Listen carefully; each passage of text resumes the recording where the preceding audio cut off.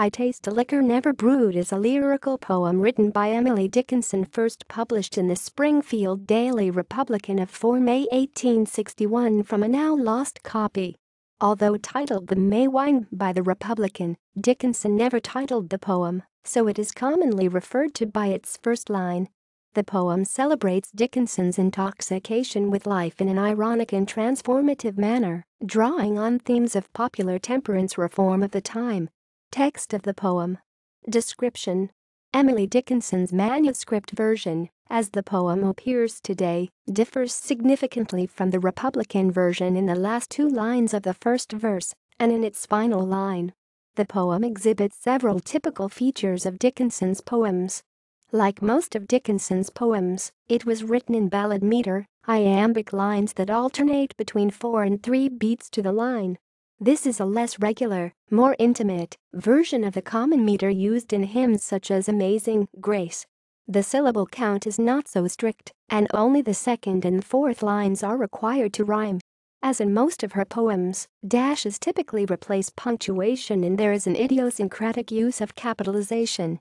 These were edited from the poem by the Republican, but Emily regarded them as an integral part of her verse. The poem begins with a paradox, a liquor never brewed, and finishes with a striking image, a tipler supported by the sun, rather than the traditional lampist, both common devices in Dickinson's poetry. It employs slant rhyme in the first quatrain, where pearl is made to rhyme with alcohol. Dickinson was censured for precisely this example by Andrew Lang, by some early critics, while others celebrated it as avant-garde.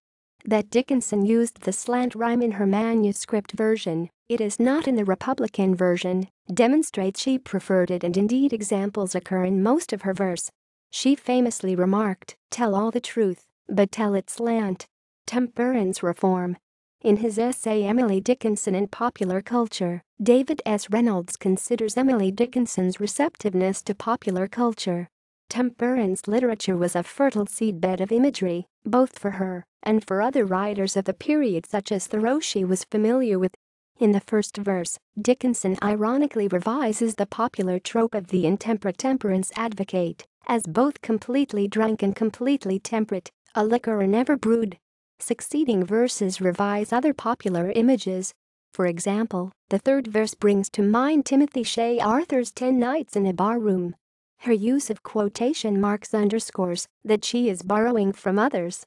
Her purpose, however, is to transform these images, intoxicating her readers themselves with the force of her imagination. Notes. References. Benfey, Christopher, 2002.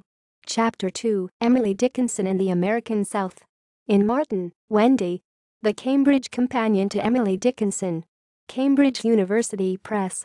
ISBN 0-521-80644-5. Reynold, David S., 2002. Chapter 9, Emily Dickinson and Popular Culture. In Martin, Wendy. The Cambridge Companion to Emily Dickinson. Cambridge University Press. ISBN 0-521-80644-5. The Collected Poems of Emily Dickinson. Introduction by Rachel Wetstein. Barnes & Noble. 2012. ISBN 978-1593080,501. External links. Works by Emily Dickinson at Project Gutenberg. Dickinson Electronic Archives.